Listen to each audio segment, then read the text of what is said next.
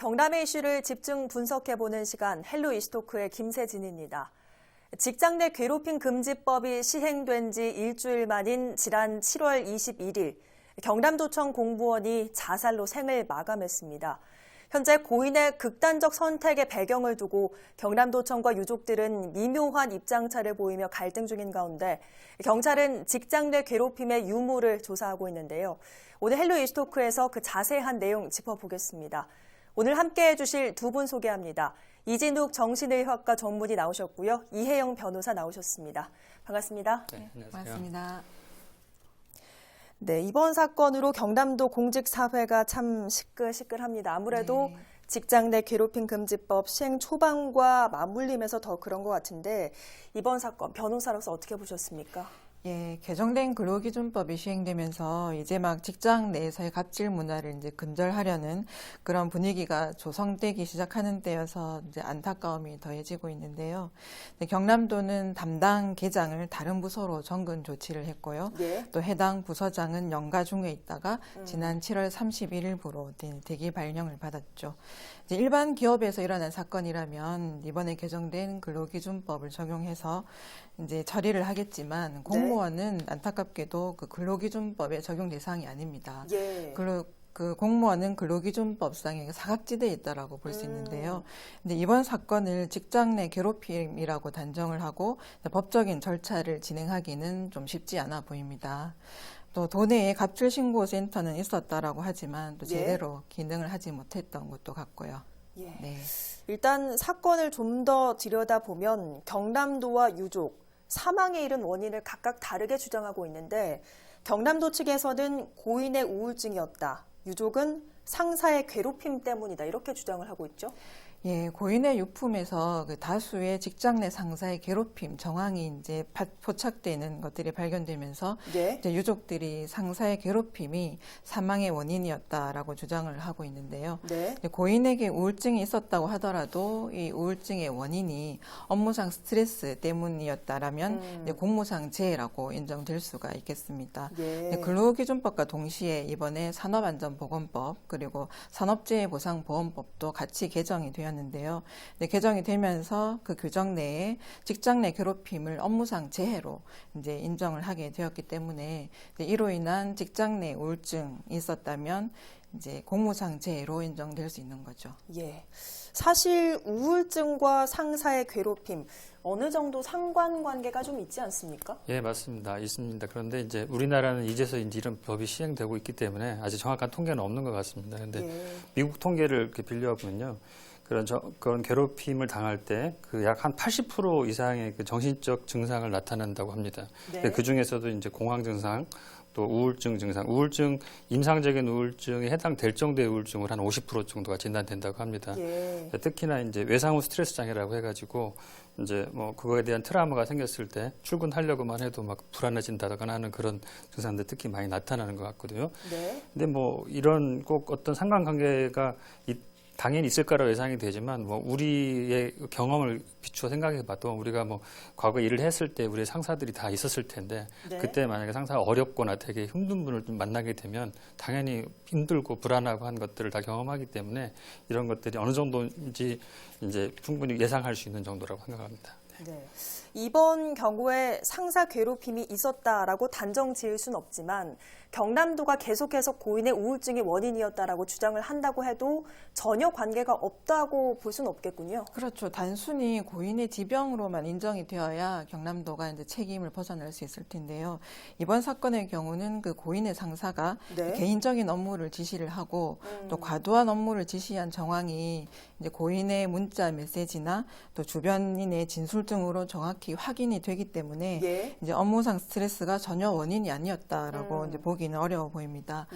업무상 스트레스가 원인이었다면 그 고인의 우울증은 이제 공무상 질병으로 인정될 수 있겠는데요. 기본적으로 공무상 그 질병이 인정되려면 공무와 질병 사이에 인과관계가 인정이 되어야 됩니다. 입증이 되어야 되는데요. 그 인과관계는 이제 반드시 뭐 100% 명백하게 의학적, 자연과학적으로 이제 입증이 되어야 되는 정도는 아니고요. 근데 우리 판례는 뭐라고 하냐면 재반 사정을 고려해서 업무와 질병 사이에 상당 인과관계가 있다라고 추단이 된다면 된다면 이제 인과관계가 입증이 있다라고 인정을 하고 있습니다. 그 상당 인과관계 유무는 이제 보통인의 건강 상태가 네. 기준이 되는 것이 아니라 개별적으로 이제 당의 공무원의 건강과 신체 조건을 기준으로 해서 이제 판단을 하고요. 만약에 이 우울증이 그 공무원에게 기왕증으로 있었다고 하더라도 네. 업무상의 과로나 스트레스가 이제 그와 겹쳐서 우울증이 그 악화되었다면 이제 업무와 우울증 사이에 이제 상당 인과관계를 인정할 수 있다라고도 보고 있습니다. 따라서 이번 사건 경우에 고인의 우울증을 공무상 질병으로 인정하지 않기는 어려울 수 있다는 것이죠. 예. 참 안타까운 부분이 앞서 짚어주셨지만 뭐 누구 때문에 죽을 것 같다 이런 문자 메시지를 주변인 분들께 좀 보냈다고 하는데 네. 이 부분을 좀 우울증의 뭐 사전 징후 이렇게 볼 수는 없겠습니까? 맞습니다. 이 사건의 경우에도 분명히 징후가 있었던 것 같습니다. 예, 보도에 의하면 6월 달에 처음으로 정신과에 방문해서 치료를 받았다고 하거든요. 네. 일단 제 경험도 그렇고 우리나라 사회 분위기는 정신과에 가는 걸 굉장히 두려워하기도 하고 또 부담스럽게 생각합니다. 그만큼 이제 편견이 있는데 그럼에도 불구하고 정신과에 오실 정도 되면 예. 이미 이런 분들 많이 힘드셔서 오시는 경우가 대부분입니다. 네. 그래서 이제 이분의 경우를 좀 생각을 해보면 그 보도에 의하면 작년 9월부터 이제 부서가 바뀌어가지고 거기에 적응하기도 힘들었다고 하는데 네. 한 1년 정도면은 어떤 일이 힘들다고 느끼는 게 쌓이면 지칩니다. 스트레스가 오래되면은 지치고 우울증이든지 불안한 어떤 현상이 생기게 돼 있거든요. 그러면서 이제 실질적으로 잠이 안 와서 불면증 치료를 받으셨고 또 이제 보면은 이제 극단적 선택을 했잖아요. 근데 네. 여기에 어떤 사실은 자살의 경우에 직접적인 예측을 할 수 있는 인자는 적지만 가장 우리 정신과에서 제일 신빙성 있게 보는 예측 인자는 그 의도를 직간접적으로 표현하는 건데 이분은 누구누구 때문에 죽을 것 같다라고 네. 문자에 남기셨다는 얘기도 있었고 또 이렇게 한 달도 못 버티겠다 이런 내용을 주변에서 증언을 해줬다고 합니다. 그래서 이런 걸 보면 분명히 이제 가까운 분들은 좀 감지를 할 수 있을 정도의 분명히 우울증 징후가 있었다고 생각이 됩니다. 근데 이런 경우가 아니더라도 일상에서 어떤 분들이 힘들어한다면 가까운 분들만 알 수 있겠지만 말수가 좀 적어진다든지 뭐 표정이 좀 어두워진다든지 주변을 좀 회피한다든지 이런 일들이 있겠고요. 근데 이게 좀 심해지면 이제 수면 문제 또 식욕 문제 이런 것들이 생기게 됩니다. 그러면 이제 그런 분들 치료를 적극적으로 해줘야 됩니다. 예. 그러면 최근에 이 직장 내 괴롭힘으로 정신적 고통 호소하면서 내원하는 분들 예. 실제로 좀 있으십니까? 네, 많이 있습니다. 여기가 기업 도시이다 보니까 실제로 직장 내 스트레스로 오시는 분들이 많습니다. 예. 그런 분들이 이제 뭐 여러 가지가 있겠지만 예를 들어서 동료 문제 같은 경우는 어찌어찌 해보기도 하는데 네. 만약에 이런 문제가 원인이 상사와의 트러블이라면 상당히 힘듭니다. 그래서 네. 예를 들면 대부분은 좀 참다가 그만두는 경우도 있고요. 또 잘못 되들었다가도 사건이 악화되는 경우도 있고 예. 또 어떤 분들은 힘들다고 이렇게 표현을 하면 믿지를 않으니까 저한테 소견서를 써달라고 하시는 분들도 있고 그렇습니다. 그러니까 어떤 제도가 되지 않은 상태에서는 개인적인 문제로 자꾸 해결하려고 한다든지 예. 그 약자의 입장, 의뢰 입장이기 때문에 그 대처하는 방식에 한계가 있기 때문에 상당히 힘들어하는 것 같습니다. 그래서 저는 기억나는 한 분이 있는데요. 네. 이분은 이제 원래 우울증이 있으셨던 분인데 네. 신입사원으로 대기업에 들어가서 일을 하셨는데 상사를 잘못 만나서 굉장히 갈구고 그러셨는데 이분이 이제 용기를 내서 그 위원회 얘기를 해서 그쪽에서 이제 그 평판이 안 좋았는지 그 상사분을 다른 곳으로 이전을 시키셨습니다. 그래서 네. 이 문제가 해결된 경우도 봤습니다. 그러니까 우울증이 원래 있으셨던 분도 네. 어떤 문제를 잘 대처하고 회사가 도와주면 해결되는 그런 것들을 경험해보면 역시 이런 제도가 필요하지 않을까 하는 생각합니다. 예. 말씀을 좀 들어보면 직장 내의 이 처리 문제도 참 중요하다라는 네. 부분을 알 수가 있는데 이번에 사실 경남도는 문제가 발생하고 일주일에 지났을 때까지도 이 자살 배경에 대한 언급을 하지 않으면서 비판을 면치 못하고 있는데 이런 부분 아무래도 대응이 좀 미흡했다고 봐야겠죠? 예, 미리 이제 사건 조사에 신속히 착수를 하고 빠른 시일 안에 결단을 내렸다면 좋았겠지만 이제 미저미저 시간을 끌면서 이제 갈등을 더 키우는 결과가 되고 말았는데요. 가해자에 대해서도 이제 손방망이 처벌로 대충 마무리하게 된다면 이제 선례를 만들게 될 수도 있겠죠. 예. 이제 문제는 공무원에게는 이 근로기준법이 적용되지 않는다는 데 있는데요. 공무원들은 이제 지방공무원법에 적용을 받고요.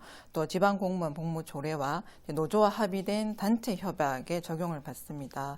근데 올해 8월 1일에 보니까 경상남도 지방공무원 복무 규정이 개정이 됐던데 예. 그 내용을 살펴봤더니 아직 그 개정된 근로기준법의 내용은 반영이 되지 않았더라고요. 그래서 좀 문제가 있었는데, 그래서 경남도청 공무원 노동조합도 이제 신속히 인사 매뉴얼을 좀 단행을 해라, 이제 수립을 하라, 뭐 네. 개정을 하라 이렇게 주장을 또 하고 있고요. 근데 현재 경남도는 해당 계장을 다른 부서로 전근 조치를 했고 또 해당 부서장을 대기 발령 처분했다고 하는데요. 그 해당 상사들에 대해서는 인사 조치로 우선 해결할 수 있을 것으로는 보입니다. 예. 한 가지 좀 궁금한 점이 공무원이기 때문에 직장 내 괴롭힘 금지법 적용이 안 된다라고 말씀을 해주셨는데 그럼 이번에 원인이 좀 정확히 밝혀져서 직장 내 괴롭힘이 어느 정도 있었다라고 인정이 된다면 어떤 처벌을 좀 받게 됩니까?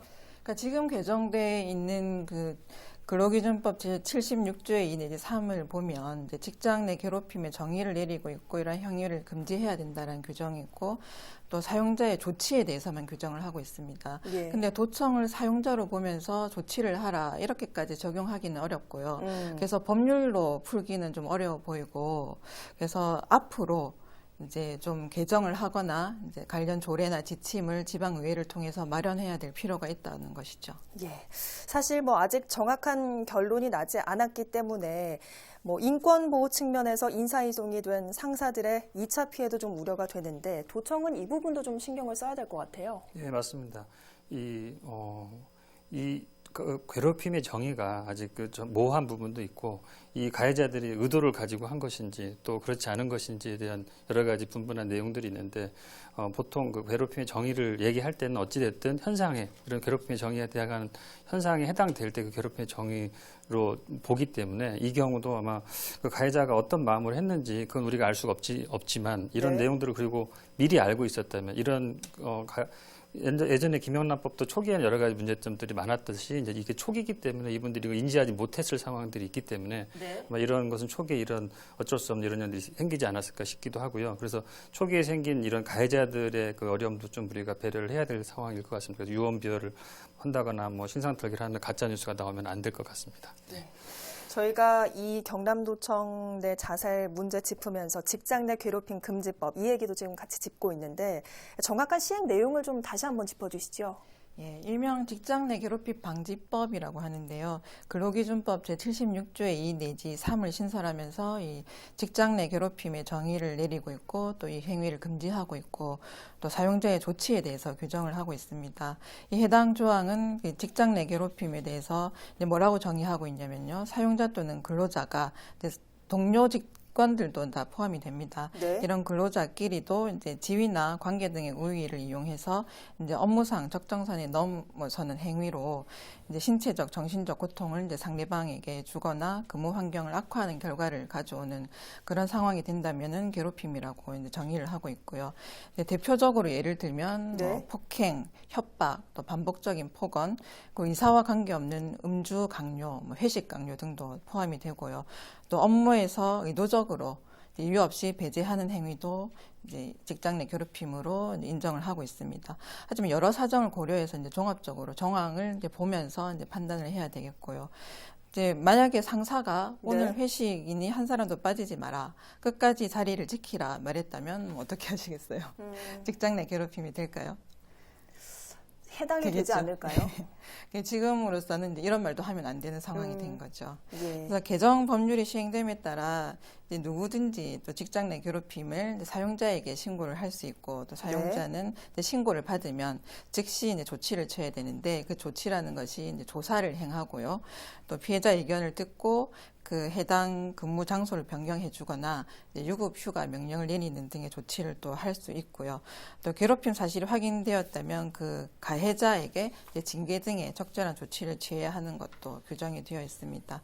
또 만약에 그 피해 근로자에게 신고를 했다는 이유로 또 피해를 주장했다는 이유로 사용자가 네. 불이익한 처분을 했다면 그 사용자에게는 3년 이하의 징역 또는 3천만 원 이하의 벌금을 또 처할 수가 있게 되는 거죠. 예. 아직은 뭐 법적으로 미흡한 부분이 있긴 하지만 그래도 이번에 시행된 직장 내 괴롭힘 방지법 이런 문제를 내원하는 환자들에게 좀 어떤 희망이 될 수도 있을까요? 네, 맞습니다.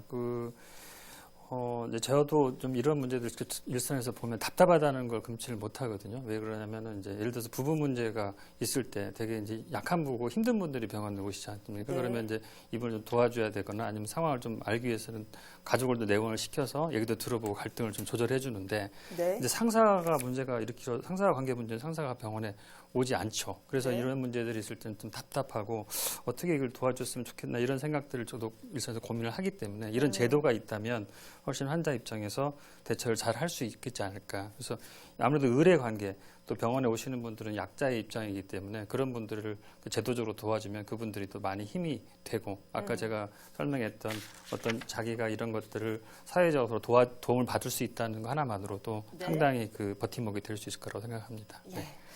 참 이 부분은 안타까운 부분입니다만 이런 괴롭힘으로 극단적 선택을 하는 경우를 보고 어떤 분들은 뭐 옛날 사람보다 요즘 사람들은 정신력이 약해서 그렇다 이렇게 네. 말씀하시는 분들도 있는데 네. 전문의로서 어떻게 보십니까? 예, 이제 극단적인 선택이라는 현상은 한 개인으로만 이해하기는 좀 어려운 문제라고 봅니다. 예전에는 좀 억압받는 게 당연하고 그 익숙한 사유였기 때문에 그런 시대를 살아온 분들한테는 극단적인 선택을 한다면 정신이 약하다고 할 수 있지만 네. 좀 다른 형태의 어떤 이런 억압에 대해서 표현하는 거, 매스컴의 보도에서 문제가 커져서 해결됐던 사건들이 있는 걸 보면 이런 억압에 대해서 표현하는 것은 하나의 변화라는 측면도 있기 때문에 긍정적이지만 어떤 자살이라는 형태를 띠는 면에서는 확실히 조금 사회적인 현상을 가지고 좀 봐야 되는데 자살을 그 사회 현상적으로 이해할 때 보통 이기적 자살이라는 말을 표현하는데 이것은 뭐냐면 사회가 지나치게 개인화되고 이제 유대감이 없을 때 자기 힘든 문제가 생기면 그 사회 유대감에서 벌어진 거에 대해서는 고통스러움을 해결하기 위해서 자살하는 걸로 돼 있거든요. 예. 이런 형태가 있고 또 하나는 이제 아미노적 자살이라는 말을 쓰는데 그 아미노라는 뜻이 이제 붕괴, 사회 현상의 어떤 괴리 이런 걸 얘기를 하는데 이런 현상에서 우리나라가 한 20-30년에 동안 자살률이 굉장히 많이 증가했고 네. 세계 상위에 속하잖아요. 근데 그런 걸 보면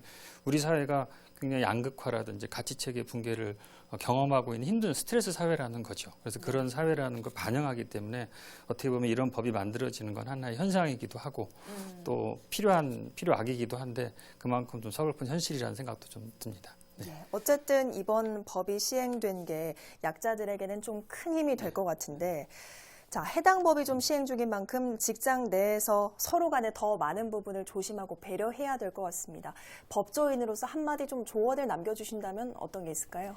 예, 우선 공무원 측으로 봤을 때는 근로기준법이 적용되지 않기 때문에 이제 지금 시행되고 있는 개정된 이 직장 내 괴롭힘 규정을 이제 소속히 이제 공무원법이나 그 공무원 복무 규정 그리고 공무원 관련 조례 지침의 이제 개정을 통해서 마련을 해야 될 필요가 있겠습니다. 예. 그리고 가장 중요한 것은 그 공무원 조직이 일반 기업체와는 달리 좀 경직되고 폐쇄적인 분위기지 않습니까? 이런 수직적인 권력 구조로 이루어진 인간관계 분위기를 좀 인식을 하고 좀 많이 바뀌어야 될 필요도 있다라고 저는 생각이 들고요. 그러기 위해서는 직장 내 괴롭힘에 대한 예방 교육도 좀 철저히 좀 잘 해야 될 것 같고 또 허심탄회하게 서로 소통할 수 있는 그 시스템의 마련도 좀 필요하겠고요. 또 정신적인 병을 앓고 있거나 또 그럴 여지가 있어 보이는 직원들은 또 상담 시스템을 마련을 해서 좀 활성화하려는 좀 노력도 필요하겠습니다. 무엇보다 가장 중요한 것은 그 조직 구성원들끼리 서로 존중하고 배려하는 그 문화적인 근무 환경의 조성이라고 하겠습니다. 네, 사실 경남도청에서 이렇게 안타까운 사건이 난 만큼 네. 이번에 또 법도 제도가 마련이 됐고 네. 혼자 고민하는 분들보다는 좀 도움을 요청을 하셨으면 좋겠어요. 네, 맞습니다.